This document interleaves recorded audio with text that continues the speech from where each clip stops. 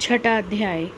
श्री भगवान जी बोले, हे अर्जुन, जिसकी कर्म फल में आसक्ति नहीं और कर्मों को करता है वह सन्यासी और योगी है, और जिसने हवानादि लौकिक कर्म छोड़ दिए हैं वह योगी नहीं है। हे अर्जुन, जिसको सन्यासी कहते हैं उसी को कर्म योगी जानो, क्योंकि संकल्पों का त्याग किए बिना कोई योगी नहीं हो सकता। जो मुनि योग प्राप्ति की इच्छा रखते हैं उनके लिए उनका साधन कर्म ही है, और उनके योगी होने पर उनका ज्ञान पूर्ण होने का साधन उनके चित्त का समाधान है।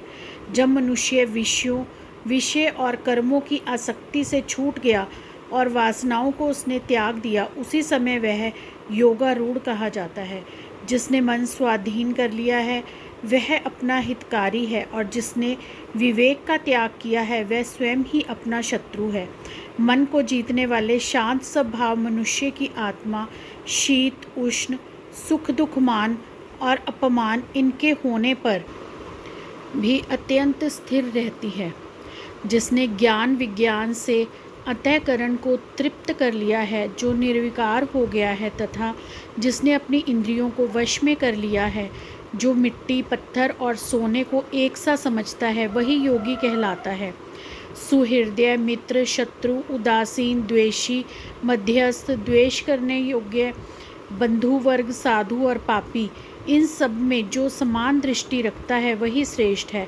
योगी पुरुष को मनन और आत्मा को अपने वश में करके वासनाओं और समस्त प्रपंचों को त्याग कर एकांत स्थान में पहले कुश, उसके ऊपर मृगादिकों का चरम और उसके ऊपर वस्त्र बिछावे। स्थान ना हो तो बहुत ऊंचा, ना बहुत नीचा हो।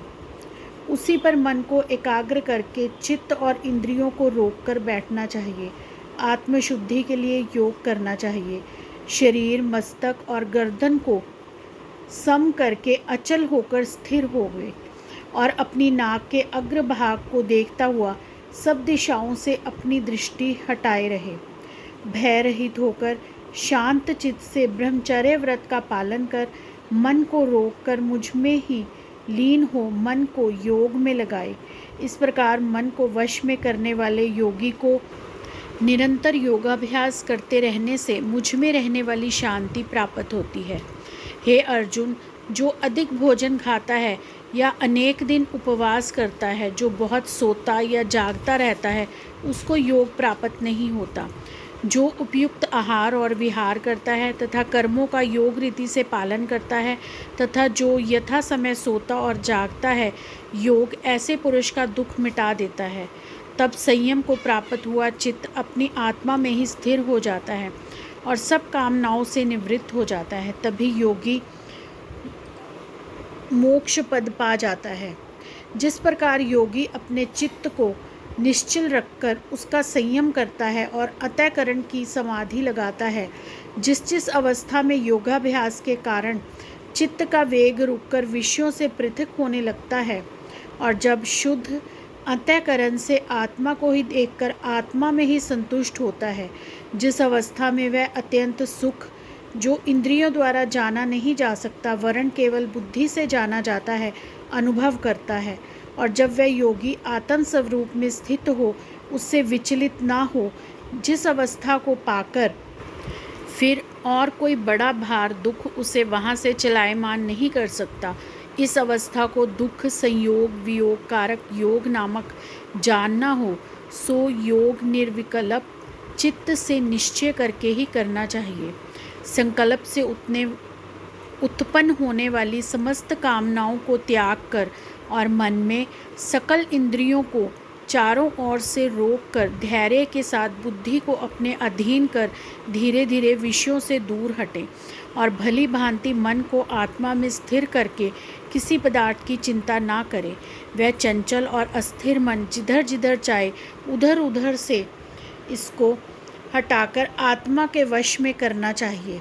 इस प्रकार शांत चित्त तथा रजोगुण से रहित निष्पाप तथा ब्रह्म स्वरूप योगी को उत्तम सुख प्राप्त होता है। इस रीति से निरंतर योगाभ्यास करने वाला योगी समस्त पापों से छूटकर सहज ही उस परम सुख को पा लेता है जो ब्रह्म के संयोग से प्राप्त होता है। जिसका मन योग में स्थिर हो गया, उसकी दृष्टि भी सर्वत्र समान हो जाती है। वह सब प्राणियों में अपने को और अपने मन में सब प्राणियों को देखता है।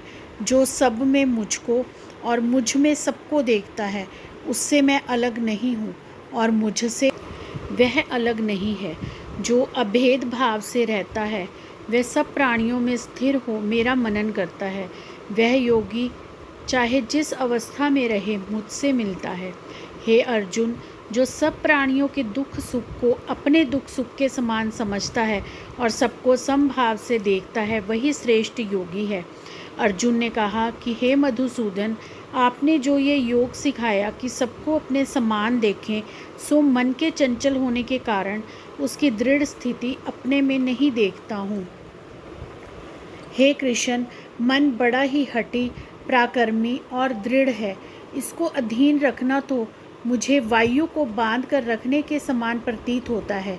श्री कृष्ण भगवान ने कहा, हे महाबालो, इसमें संदेह नहीं कि मन अति चंचल है, इसे बस में करना बड़ा ही कठिन है। फिर भी हे अर्जुन, अभ्यास और वैराग्य से अधीन कर लिया जा सकता है। जिसका मन वश में नहीं, उसको योग अत्यंत दुर्लभ है, ऐसा मत है। परंतु मन को वश में करने वाले प्रयत्न करते रहने से उपाय द्वारा इस योग को प्राप्त कर सकते हैं। अर्जुन ने कहा, हे श्री कृष्ण, जिसमें श्रद्धा तो है, पर जो योग प्राप्त करने में सफल नहीं हुआ है और जिसका चित्त योग से विचलित हो गया है, वह योग सिद्धि नहीं पाने से किस गति को जा पहुँचता है। हे महाबाहो, जिसका पहला आश्रय भी गया और ब्रह्म प्राप्ति भी नहीं हुई, वह दोनों उस ओर से भ्रष्ट होकर विच्छिन्न मेघ के समान नष्ट तो नहीं हो जाता।